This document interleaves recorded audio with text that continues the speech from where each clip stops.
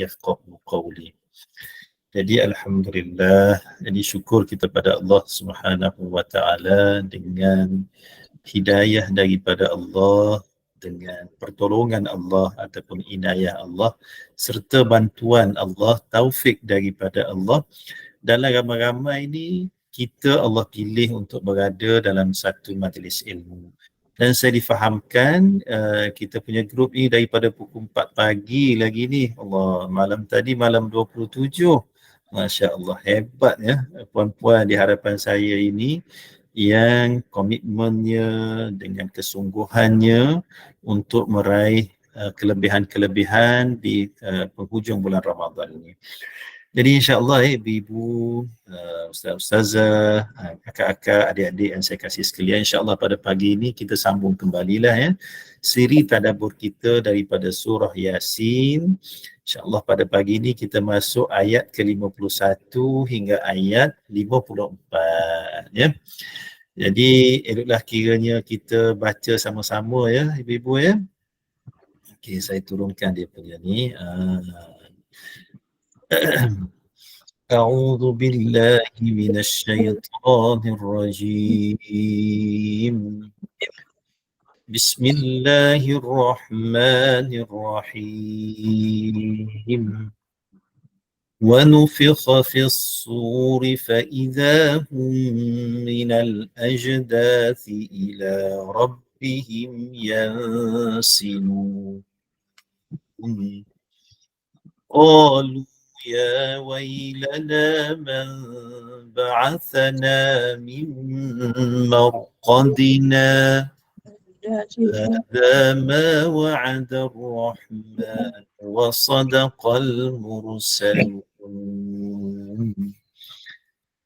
إن كانت إلا صيحة واحدة فإذا هم جميع لدينا محضرون فاليوم لا تظلم نفس شيئا ولا تجزون إلا ما كنتم تعملون صدق الله العظيم. Alhamdulillah. Surah Yasin ini kita memang selalu kita baca kan ibu-ibu kan.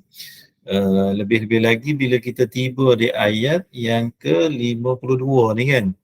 Qalu ya wailana man ba'athana min marqadina. Kemudian dari segi hukum tajwidnya saktah. Saktah ni kita berhenti dengan kadar lebih kurang senafas lah lebih kurang. Dengan nafas yang sama berhenti sekejap. Kemudian kita sambung balik. Ini sebab saya tahulah apa ibu dalam grup ni memang bila jumpa tempat saktah ni wah semua-semua dah mahir ya. Ini satu keunikan lah yang ada dalam bahasa Arab ya, terutama dalam Quran. Baik, cuba kita perhatikan dia punya maksud dia lah ya. وَنُفِخَ فِي الصُّورِ فَإِذَا هُمْ مِنَ الْأَجْدَاثِ إِلَى رَبِّهِمْ يَنْسِلُونَ. Dan apabila ditiupkan sur, satu tiupan, orang Melayu panggil sangkakala. Ini sangkakala tu bahasa Sanskrit, suatu benda yang ditiupkan. Apabila ditiupkan, sebahagian daripada mufassirin menyebut ini tiupan yang kedua. Manakala Al-Imam Ibn Kathir dia kata tiupan yang ketiga, sama ada kedua ataupun ketiga itu khilaf lah. Tetapi tiupan ini dalam ayat ini akan menyebabkan kita yang semua makhluk Allah mati itu tadi akan dihidupkan semula. Allah. Kita hari ini hidup kan? Kita hari ini hidup. Kemudian satu hari nanti kita akan dimatikan. Kerana kita ni keturunan kita mati. Baka kita bakal mati. Umat Nabi Muhammad baina sittin wa sab'in. Antara 60 hingga 70. Umur baginda Nabi 63 tahun. Kan? Purata jangka hayat di Malaysia ini berapa? 75 tahun hayat yang aktif lah. Kan? wanita, ibu, jangka hayat di Malaysia tinggi. 77 tahun. Kami orang lelaki ni 71, 72 tu kan. Itu ikut statistik lah kan. Tapi maknanya tak lamalah kehidupan kita. Kita akan dimatikan. Kemudian bukan mati hilang macam tu je. Kita akan dibangkitkan semula apabila ditiup satu tiupan yang kedua ataupun yang ketiga ini. Dibangkitkan itu, فَإِذَا هُمْ مِنَ الْأَجْدَاثِ إِلَى رَبِّهِمْ يَنْسِلُونَ. Bangkit tu tadi dalam keadaan yang terkejut lah. Kemudian masing-masing keluar dengan segera ke kuburnya menuju Allah Subhanahu wa Ta'ala. Bangkit tu segera dikeluarkan, segera menuju Allah dalam keadaan dipaksa dah kita ni. Kalau kata tak nak pergilah, tak boleh. Hari ni, kalau orang suruh pergi mana-mana, tak apalah, tak nak pergilah saja. Kita boleh excuse. Besok ibu-ibu dah tak ada dah. Tak boleh nak excuse. Limanil mulkul yaum. Allah menyeru. Siapa pemilik pada hari ini? Hari kiamat. Illahil wahidil qahar. Pemilik hari kiamat itu, hari akhirat itu ialah Allah yang Maha Perkasa, kan? Itulah. Sebab itu kita mengaku setiap hari bahawa pemilik hari pembalasan, hari akhirat itu Allah. Waktu kita baca surah Fatihah tu ibu-ibu, perasan tak perasan kan? Kita kata apa? Maliki yaumiddin. Kita mengaku bahawa pemilik, penguasa hari pembalasan, hari akhirat ialah Allah semata-mata. Semalam-semalam masjid tempat saya yang jadi imam tu apa nama? Qari. Lupa nama dia. Hebat bacaan. Dia baca bukan kiraat yang kita selalu baca tu, kiraat lain. Dia baca Maliki Yaumiddin, pendeknya. Makmum yang terkejut, salah ni. Bukan, itu cara sebahagian daripada cara bacaan yang lain. Jadi apabila ditiupkan sangkakala kebangkitan, maka kita semua dipaksa untuk bangkit dan dipaksa menuju Allah Subhanahu wa Ta'ala mengikut keadaan amalan kita atas dunia. Ibu-ibu tahu siapa yang mula-mula dibangkitkan sekali? Tidak lain dan tidak bukan penghulu kepada segala nabi dan segala manusia, iaitu baginda sallallahu alaihi wasallam. Rasulullah orang pertama akan dibangkitkan. Raja-raja yang atas dunia ni, entah orang keberapa tak tahulah. Fir'aun yang kita kata hebat tu, Namrud yang kata hebat tu, lekeh je di sisi Allah di akhirat besok. Orang yang paling mula-mula dibangkitkanlah baginda Nabi. Dan Rasulullah sallallahu alaihi wasallam kunci kepada syurga. Kan? Kemudian siapa lagi? Ahli Baqi'. Yang kita pergi Madinah tu kan, kubur Baqi' tu sebelah Masjid Nabawi tu kan, hampir 20,000, hampir 10,000, 20,000 para sahabat disemadikan di situ. Isteri-isteri Rasulullah semua kat situ kecuali 2 orang saja di luar daripada Baqi'. Sebahagian para sahabat yang besar di Baqi'.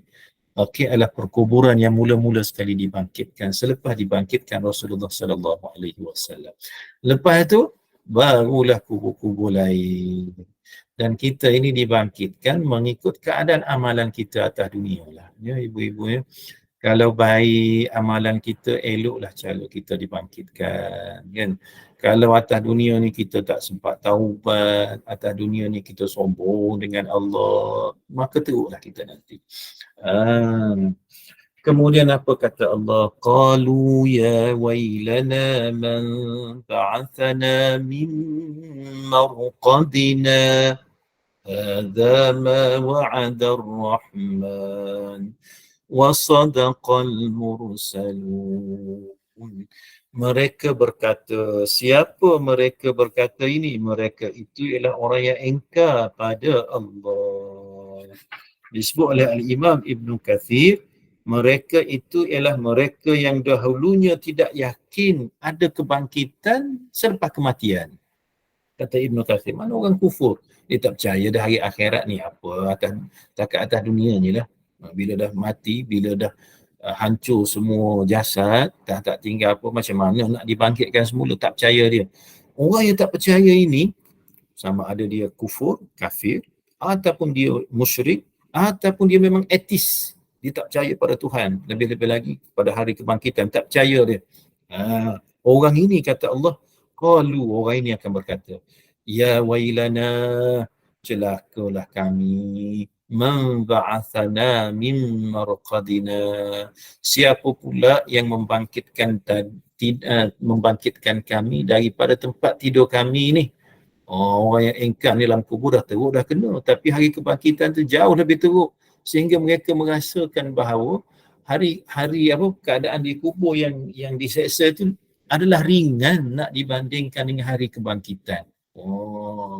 Siapalah yang bangkitkan kami daripada tempat tidur kami ni, daripada kubur kami ni. Semua terdiam. Senyap malam ini. Kan? Sebab itu kita berhenti sekejap kan. Hadza ma wa'ada ar-Rahman wa sadaqal mursalun. Inilah yang dijanjikan oleh Allah yang Maha Pemurah dan benarlah perkataan para nabi. Siapa yang jawab ni? Dalam tafsir Ibn Kathir menyebut ada dua pandangan. Pandangan yang pertama, yang menjawab hadza ma wa'ada ar-Rahman wa sadaqal mursalun. Dia kata apa? Ketika mereka mengatakan demikian, maka orang mukmin menjawab ucapan mereka. Dalam tafsir Ibn Kathir, pandangan yang pertama yang jawab ni ialah orang mukmin. Apa makna orang mukmin? Orang yang beriman, orang yang percaya adanya hari kebangkitan ini, adanya hari akhirat.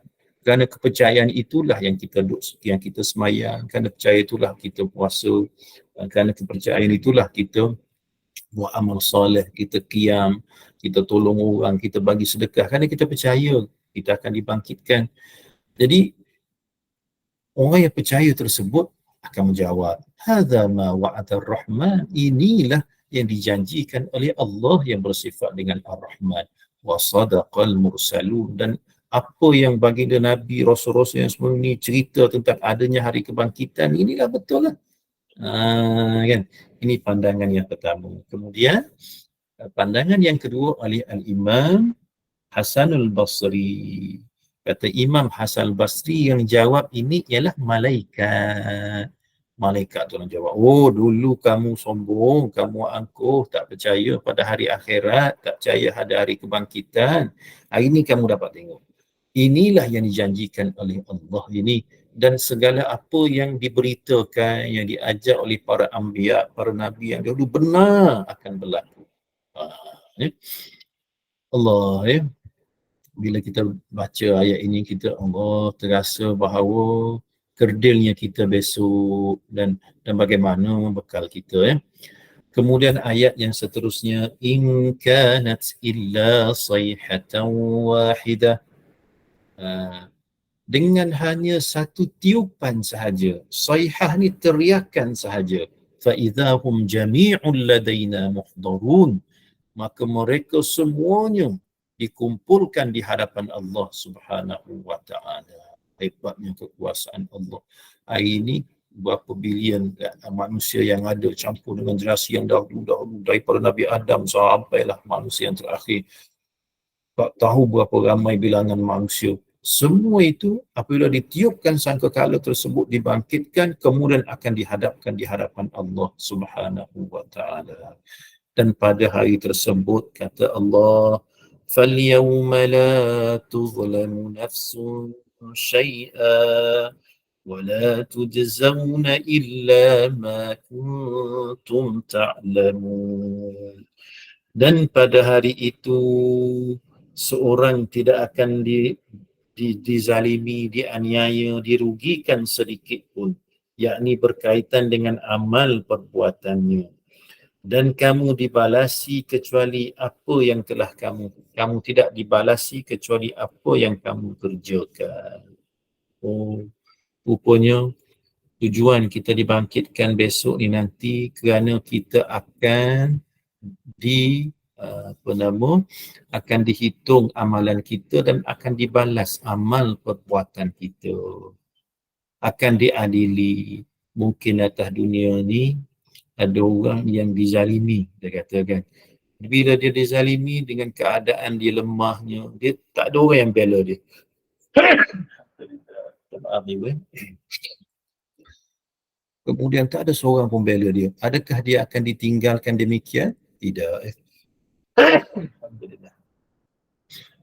Besok, walaupun atas dunia tidak ada pembelaan, di sisi Allah esok akan dibela. Ya? Sama jugalah dengan amal perbuatan kita, amal baik yang kita buat, kita akan dapatlah melihat hasilnya, akan dibalas dengan kebaikan. Amal jahat yang kita buat, kita akan dibalas dengan seksa daripada Allah Subhanahu wa taala. Wa may ya'mal mithqala dzarratin khairan yarah. Kan kita dah baca ayat tu dah hari tu. Siapa-siapa yang melakukan amal yang baik, walaupun kecil amalan baik tu tadi, sebesar zarah je pun, zarah ni Allah juzuk yang paling kecil, kecil je benda baik yang kita buat, kita akan melihat kebaikan tersebut. Kita kata Allah, aku sedekah 10 sen je, tak ada bulan, tak ada cash, tak ada apa, cari dalam apa nama kereta ada 10 sen. Tak apalah, bagi je 10 sen kat surau. Tak, kebetulan hari tu tak ada, walaupun 10 sen tu tadi, Allah tetap kita akan melihat pahala kita tu besok dan akan akan dibalas. Kan? Sebab itu kita jangan mengambil remeh terhadap benda yang baik walaupun kecil. Walaupun kita berjalan tengok ada sampah, ada sampah, kita pun ambil, kita buang sampah tadi, ya, dapat pahala. Yang kita senyum dekat orang, kita orang kata menghiburkan hati orang. Benda yang kecil-kecil pun Allah akan balas. Lebih-lebih lagi benda yang besar-besar yang ibu-ibu buat, qiyamnya, amalan baiknya, sedekahnya, Allah itu pun tetap akan diberikan jalan pahala. Sama juga dengan amalan buruk yang kita buat, walaupun kecil, tetap juga akan dikira dosa, kan? Akan dibalas besok di negeri akhirat. Itu yang kita risau. Kadang-kala ibu-ibu, ya, benda baik yang kita buat, katakanlah kita tolong orang, bukan sikit kita tolong, ya Allah, kita tolong satu kampung di Kemboja untuk kita katakan, kampung tu susah, kita tolong bagi dana, bina surau, bina masjid, buat sekolah contoh. Kemudian time raya haji, kita korban lembu kat sana berpuluh-puluh ekor, banyak pekerjaan, amal baik yang kita buat. Amal baik yang kita buat tadi, belum tentu lagi pahala tu tadi solid. Kalau ada rasa nak tunjuk kat orang lah, rasa riak lah, rasa takabur, rugilah pula kat situ. Tu amal baik. Amal baik ditengok pula selain daripada kesempurnaan ibadah tadi, ditengok pula dari segi keikhlasan. Kita qiyam tengah malam, bangun qiyam, lepas tu update dalam status, Alhamdulillah, malam ni tenang, cuaca elok, tak panas, tak sejuk, qiyamul lail, Lailatul Qadar ni malam ni. Ambil title supaya orang puji, bagus hajah ni tiap-tiap malam ni. Malam 10 akhir Ramadan ni nak suruh orang puji. Jadi rugi kita. Ataupun tak ada seorang pun tanya, hajah malam ni bangun, malam tadi bangun, tak ada orang tanya. Kita alih-alih dalam grup, malam tadi lah siapa yang main merecun pukul 3 pagi? Nak bagi tahu kau kan bahawa kita bangun 3 pagi. Apa yang saya nak bagi tahu ialah apa saja amalan baik itu, selain daripada sempurna rukun syarat, biarlah sempurna keikhlasan kita. Adapun amalan jahat, walaupun tidak diganda, kalau amalan baik kita buat 1 digandakan 10, kan? Bulan puasa kita buat benda fardu digandakan 70 fardu. Kita buat sunat dapat pahala wajib tu bulan puasa, kan? Mana diganda-gandakan. Baik. Kalau amalan jahat, walaupun amalan baik tadi diganda-gandakan, dia ada rukun syarat dia. Amalan jahat, kita mengumpat, kita duk maki orang, kita apa lagi, kita ialah benda-benda yang tak baik, kita kata benda dosa yang kita buat. Malaikat dah tak tanya, Tuhan tak tanya, ikhlas ke dia mengumpat tu? Mungkin tak ikhlas kot. Ikhlas ke dia mencuri tu? Tak ikhlas kot, tak ada. Jadi maknanya benda yang jahat itu tetap ditulis lah kita. Sebab tu takutlah kepada dosa-dosa kita. Sebab itu bila kita baca ayat-ayat tentang hari kebangkitan, yang kita tilik balik, Allah, aku ni banyak sangat dosa aku ni, ya Allah, pahala tak banyak, besok aku akan dibangkitkan, besok ni aku akan dihadapkan di hadapan Allah ni, macam tu kan. Jadi kita berkira-kira dengan kehidupan kita selepas kematian kita. Sebab itu ada orang pernah tanya Nabi, ya Rasulullah, Rasulullah pernah tanya, siapakah aqyasun nas, orang yang paling cerdik? Siapa orang paling cerdik? Kita kata orang paling cerdik, orang yang ada 3-4 PhD lah kot. Orang yang pandai lah, bisnes bagus lah, macam-macam kita kata kan. Tapi kata Nabi, orang paling cerdik adalah orang yang sentiasa ingat pada mati dan bersedia untuk kematian. Mana berbekal dengan kematian. Itu orang yang paling cerdik. Memang cerdik sungguh. Sebabnya dia tahu atas dunia ni tak ada apa sangat. Kan? Esok ni nanti nak hidup lama selama-lamanya. Kan? Jadi itulah. Jadi sebab itu bila kita baca 4 ayat ini, ibu-ibu, berkaitan dengan kita akan dibangkitkan, maka kita akan lebih bersemangatlah untuk buat amal baik. Kita bersemangat untuk buat amal baik. Itu yang kita malam-malam kita bangun. Kita tinggal lagi 3 malam lagi, ibu-ibu. Silap-silap gaya 2 malam lagi kita ni. Malam Ramadan. Selepas ni dah tak ada dah Ramadan, belum tentu lagi tahun depan tu, maknanya Allah bagi rezeki pada kita untuk hidup lagi kan. Jadi kita ambil peluang betul-betul ibadah puasa di siang hari dengan ibadah juga di siang hari, dan malam hari kita melakukan amal ibadah. Malam ni malam 28, malam besok malam 29, tinggal 2 malam lagi. Kalau ada rezeki lagi, tinggal 3 malam lagi kan. Jadi gunakanlah sebaik-baiknya kan? Malam-malam di bulan Ramadan. Kerana mungkin malam yang berbaki ni masih ada lagi peluang untuk dapat Lailatul Qadar.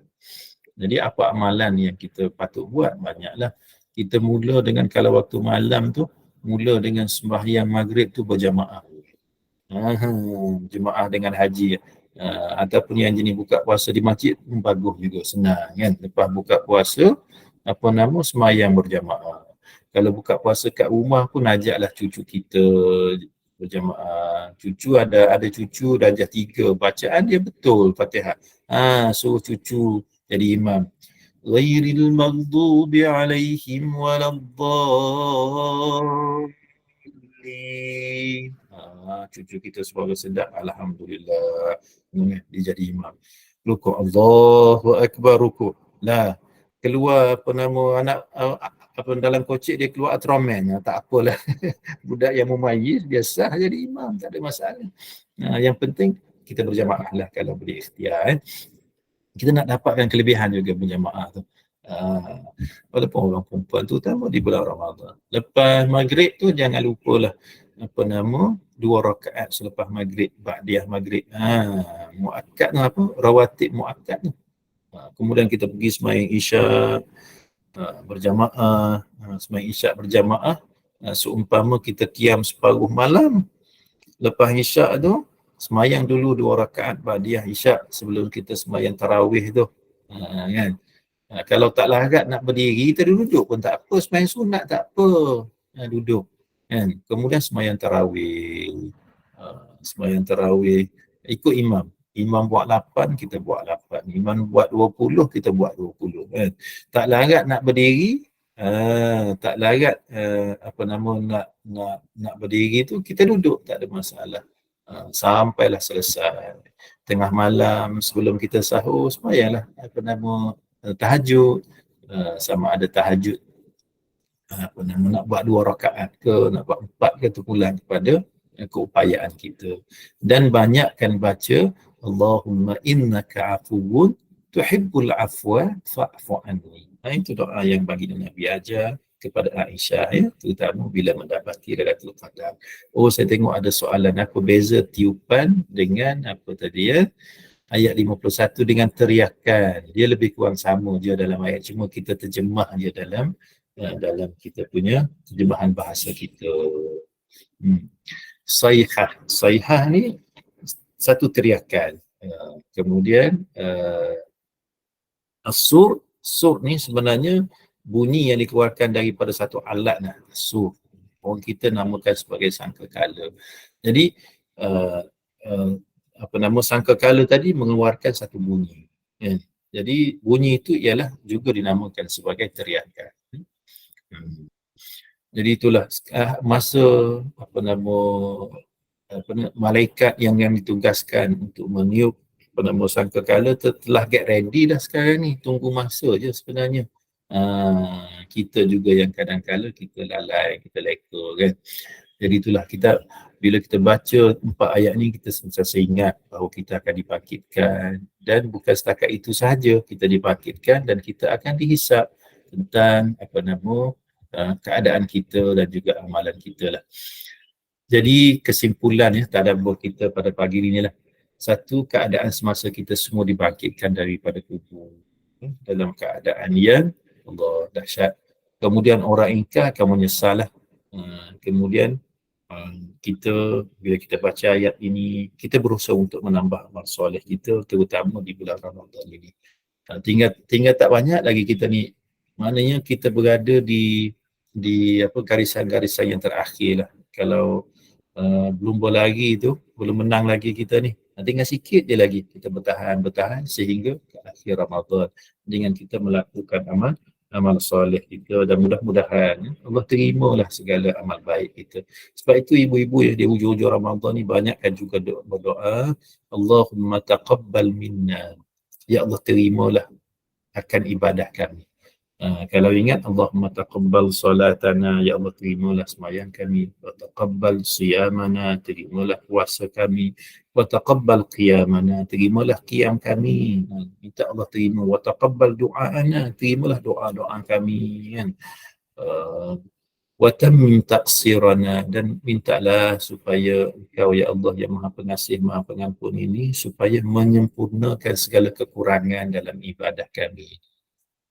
Itulah antara ruang yang kita mampu buat dengan keadaan kita termampu. Mudah-mudahan yang sedikit yang kita buat itu Allah nilai, dan bila kita dibangkitkan besok di akhirat, kita akan melihat kita amalan baik tersebut. Ustaz, ada setengah orang meninggalkan masjid setelah habis witir tanpa mengaminkan doa yang dibaca oleh imam. Boleh ke Ustaz? Sebaik-baiknya tunggu sehingga selesai semua. Man qama ma'al imam hatta yansarif kutiba lahu qiyamul lailah. Siapa yang qiyam bersama dengan siapa yang bersurai bersama dengan siapa yang qiyam bersama dengan imam sehingga bersurai.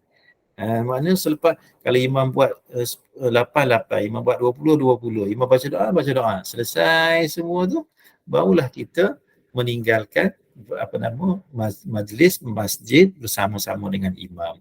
Kita nak dapatkan kelebihan qiyam satu malam tersebut ya.